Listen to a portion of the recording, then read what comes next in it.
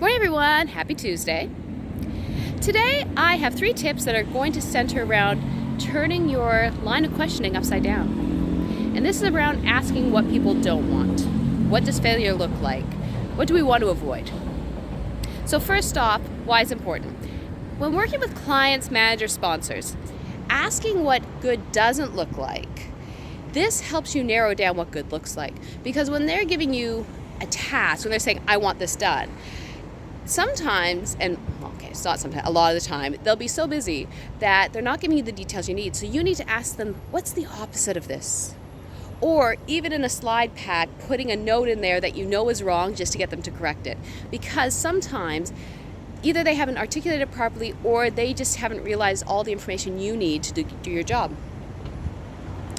Secondly, workshops. So when you're doing, say, ideation or focusing on the journey you want to take with your team, asking what people don't want, what does good not look like, asking what's the problem we want to avoid. This helps you narrow down the path.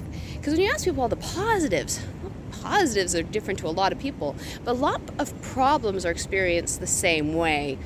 And this can help you narrow down what you don't want and what won't work if you try it again. And then thirdly, stakeholders.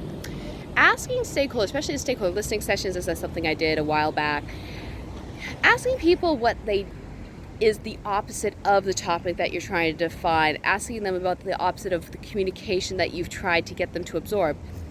If they can't tell you, or they say, oh, that's a hard question, why you ask me that? That's a sign that they don't understand, that the information hasn't translated. So by asking what isn't, you have defined your education gap, and you now know how you need to approach it to make sure they understand things properly.